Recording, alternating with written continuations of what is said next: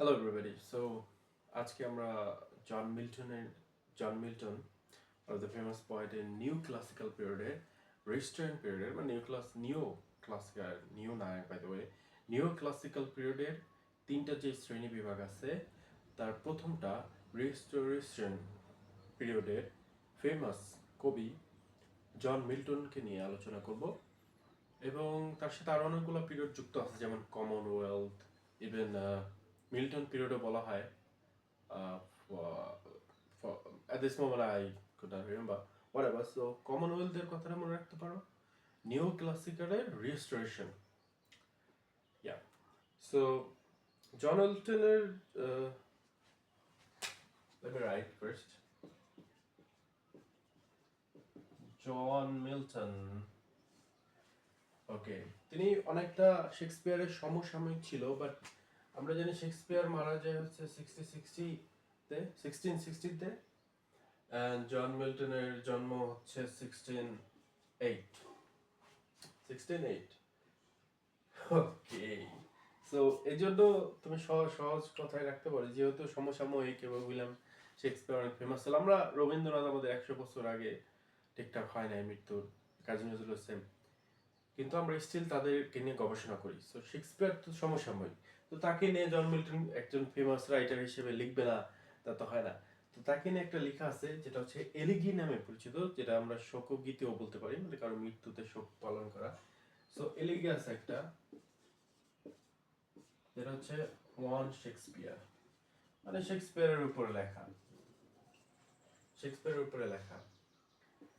এবার কিছু মনে রাখার আমরা ট্রিক্স রাখতে পারি, because our target is to pass the competitive exam, not to be all point, right? So আমরা ওই সাবজেক্টেরও না, আমি নিজেও না। ওকে, অন শেক্সপিয়ার। দেন আরেকটা এলিগি আছে, যেহেতু এলিগির কথা আসলো, এলিগি তার নিজেরই ফ্রেন্ডকে নিয়ে, সেটা হচ্ছে লাইসিডাস। এটা অনেক ইম্পর্টেন্ট। লাইসিডাস, যেটা তার ফ্রেন্ড কিং এডওয়ার্ড, অথবা জাস্ট এডওয়ার্ড মনে রাখলে হবে, ফ্রেন্ডের নাম ছিল এডওয়ার্ড। এডওয়ার্ড কিং চরিত্রে তার শোককথা লেখা আছে। সো এটা হচ্ছে বেসিক কিছু জেনে নিলাম জন মিল্টনকে নিয়ে। তাকে মনে রাখার কয়েকটা ফেমাস ক্লু আমরা জানার ট্রাই করবো আজকে। সো ফার্স্টলি আমি জেনে নেই জন মিল্টন কেন পরিচিত। মেবি তোমরা শুনছো, যদি ইংলিশ লিটারেচার পড়ে থাকো কিংবা আপনার পড়ে থাকেন, সেক্ষেত্রে জানতে পারবেন যে প্যারাডাইস লস্ট একটা ফেমাস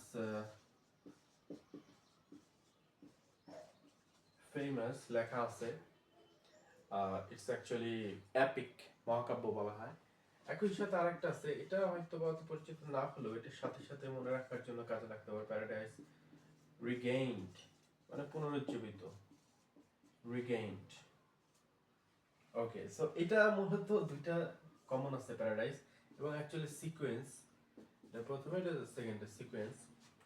তো এগুলা মনে রাখার জন্য একটা হার্শ রিয়ালিটি আপনি রাখতে পারেন। হার্শ রিয়ালিটি হচ্ছে মিল্টন কিন্তু একটা টাইমের পরে, আমার ঠিক 44 বছর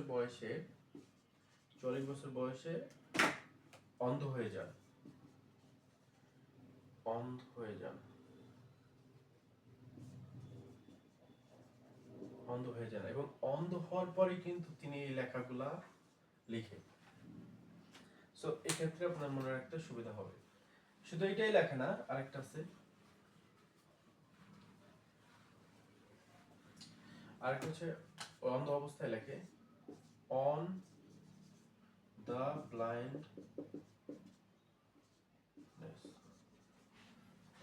ব্লাইন্ডনেস। সো এটাতে মূলত তার যুদ্ধের কাহিনীর উপর বেস করে লেখা, প্রবাবলি গ্রিক যুদ্ধ, যেটা মূলত তার চরিত্রকে বোঝানো হয়। তার চরিত্র মিল্টনের যে অন্ধত্ব অবস্থায়, ব্লাইন্ড অবস্থায় যে ফাইট, সংগ্রাম, সেটাকেই মূলত এক্সপোজ করে কিংবা এক্সপ্লেইন করে, ব্যাখ্যা করে। সো আমরা যে জন্য মূলত তিনি বেশি পরিচিত, সেটা হচ্ছে অবশ্যই paradise lost, paradise regained. So paradise lost সম্পর্কে আমরা কিছুটা জানতে পারি। সেটা কি জানতে পারি? Paradise lost. এটা বেসিক্যালি আপনার, আমরা জানি যে বাংলাদেশে অবশ্যই মুসলিম অধ্যুষিত দেশ, তো আমাদের জন্য এটা মনে রাখতে আরো ইজি হবে, because we know some history which match with Bible of course, and এটা মূলত বাইবেলের উপর বেস করেই লেখা। অ্যাডাম, ইভ, স্যাটার্ন, এই তিনটা ফেমাস চরিত্র তো আমরা সৃষ্টির শুরু মহামানবদের সম্পর্কে জানি। প্রথম মহামানব মনীষী, তাদের প্রত্যাবর্তন, পৃথিবীতে আবর্তন এবং সৃষ্টি প্রক্রিয়া কিভাবে ফল খাওয়ার মাধ্যমে সৃষ্টিকর্তার কথা না শোনার কারণে শাস্তি ভোগ করে, সেটাই মূলত এখানে এক্সপোজ করছে। কিন্তু interestingly they are not the protagonist, this character is the protagonist. Satan is the protagonist. তার দৃষ্টিকোণ কিংবা তাকে বেস করে মূলত এই লেখা প্রোটাগনিস্ট। কিন্তু তার একটা নাম এখানে ইউজ হয়, লুসিফার।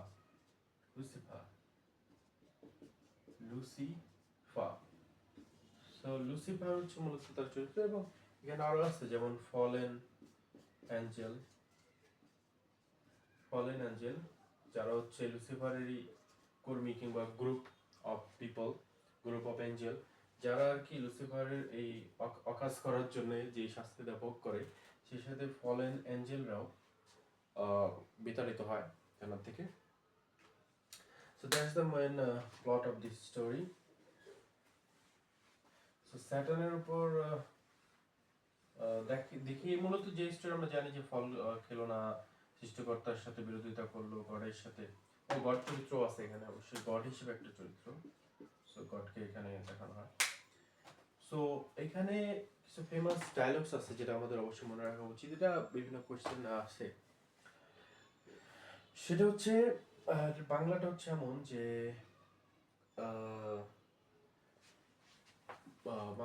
এমন যে জাহান্নামে কিংবা হেল, যেটাকে হেল বলে অবশ্যই, জাহান্নামে রাজত্ব করার ভালো, অথবা এভাবে বলা যায় যে বেহেশতে সেবা কিংবা কাজ করা কিংবা পেশা কিংবা চাকরি করা কিংবা চাকর হওয়া, জান্নাতে চাকর হওয়ার থেকে জাহান্নামে রাজত্ব করা ভালো। বিষয়টা এরকম ছিল লেখাটা। আমি ডায়লগটা একটু ইংলিশে দেখছি।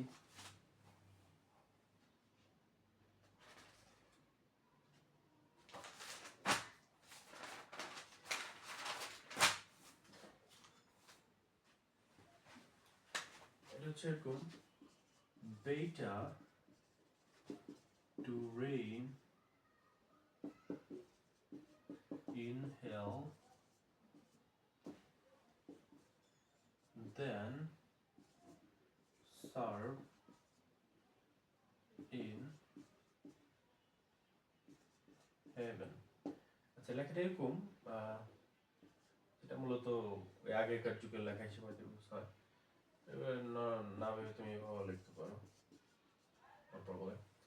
সো এটা হচ্ছে একটা ফেমাস লেখা প্যারাডাইস লস্টের। আর একটা আছে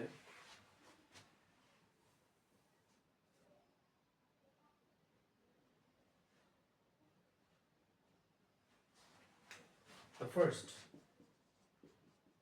first and great loss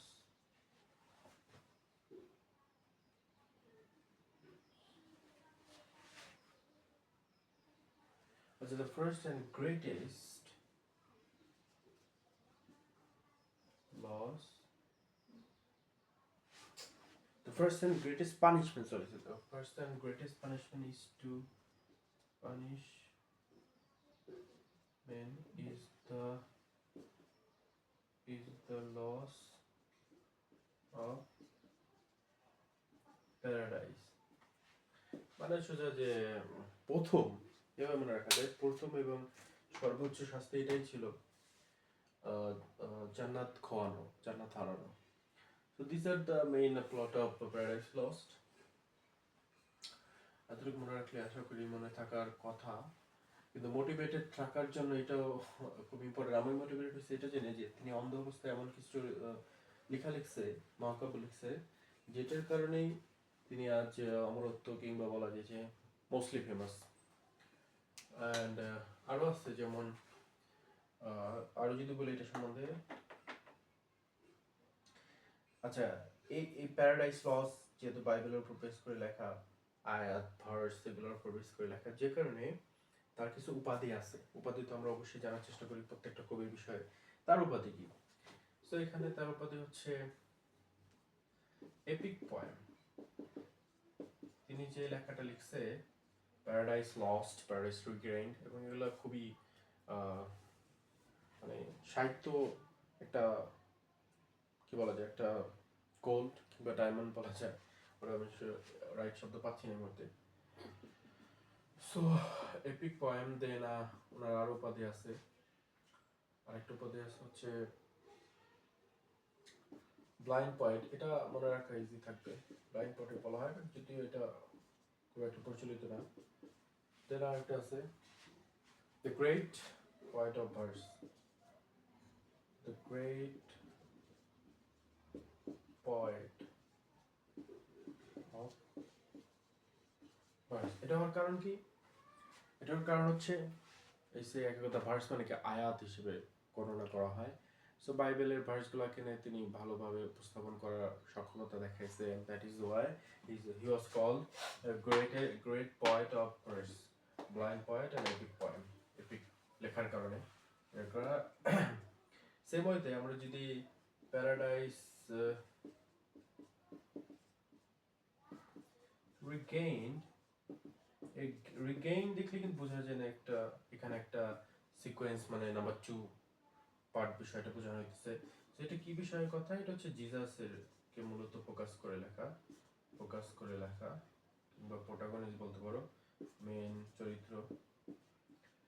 but মূলত প্যারাডাইস লস্টে মানুষের হার্টকে দেখানো হয়েছে, মানুষের লোভ লালসার কারণে শয়তানের কাছে হেরে যাওয়াটাকে দেখাইছে, কিন্তু এখানে আবার মানুষের জয় দেখাইছে, মানুষের জয়। কজ রোমান সাম্রাজ্যের বিরুদ্ধে সে ফাইট করে জিসাস, অ্যান্ড দেন সত্যের বাণী ছড়ায়, শয়তানের থেকে দূরে রাখায় মানুষের, এবং মানুষকে তার ভক্ত করায়। সো মানুষের জয় দেখানো হয়েছে, মূল থিম এভাবে বলা যেতে পারে, থিম। সো ওইখানে হেরেছে আর এখানে জিতেছে, দ্যাটস দ্য মেজর। আচ্ছা, নেক্সট জন মিল্টনের আর কিছু ফেমাস লেখা আছে, যেমন অ্যারিও প্যাজেটিকা সামথিং লাইক দ্যাট। এটা হচ্ছে প্রবাবলি ইয়া, এটা হচ্ছে প্রোজ কিংবা বাংলায় যেটাকে বলে গদ্য। অ্যারিও প্যাজেটিকা, আমার একটু বানান ভুল হইতে পারে, না আমার একটু ভুল হতে পারে, সো ফর দ্যাট সরি আগে,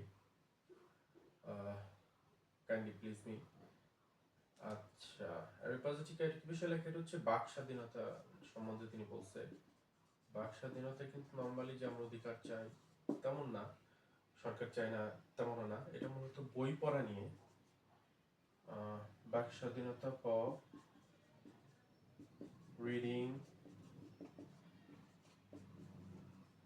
বুকস। এখানে আরো স্পষ্ট করলে আমাদের যে সেন্সর বোর্ড থাকে, সেন্সর থেকে কিন্তু কপিরাইটের একটা প্রবলেম থাকে, যে কপিরাইট থাকে কিন্তু আমরা চাইলে অনেক কিছু করতে পারবো না, আইনত আইনের বাইরে গিয়ে, মানে সেন্সর করে দেয় মানে কি লক করে দেয়, একটা সরকারের হাতে থাকা। কিন্তু এইটারই তিনি বাক স্বাধীনতা ছিল, যে জ্ঞান লাভের উদ্দেশ্যে বই পড়ার যে বাক স্বাধীনতা এটা মানুষের মধ্যে থাকা উচিত। তো এটা গভর্নমেন্টকে জানানোর চেষ্টা করছে, সেটাই লিখছে, সেটা লেখার এটার মধ্যে উপস্থাপিত হয়েছে যে আমরা বই পড়তে চাই, বই পড়ার অধিকার সবার থাকা উচিত। আর যেটা ওই ওই কালে কিংবা ওই সময়তে এই জিনিসটা সেন্সর ছিল, only permission or without permission it cannot be opened or it cannot be read by anyone.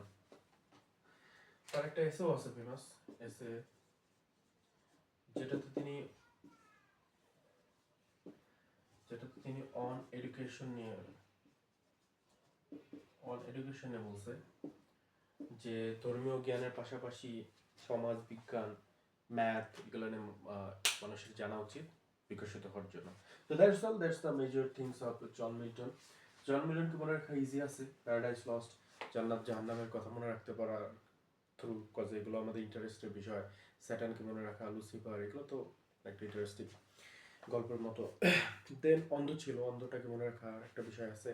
তার আরেকটা মজার কাহিনী হচ্ছে তিনি বিয়ে করছিল 35 বছরের একটা 16 বছরের মেয়েকে, 35 বছর হওয়ার পরে 16 বছরের একটা মেয়েকে বিয়ে করছিল। তার নামটা আমার এই বর্তমানে পড়তেছে না। তো ওই মেয়ে কিন্তু ইয়াং, অ্যাজ ইউ নো, যে ইয়াং টিন গার্ল, অ্যান্ড হচ্ছে 35। সো বিয়ে টিকেও নাই, মেয়ে পরে চলে যায়, অ্যান্ড পরবর্তীতে তিনি আরেকটা বিয়ে করেন। Probably, if I'm not wrong, he had two wives. Yeah. So that's all. We'll try to read or analyze some others poet literary work on literature in the next video. Thank you for being with us. I mean with me.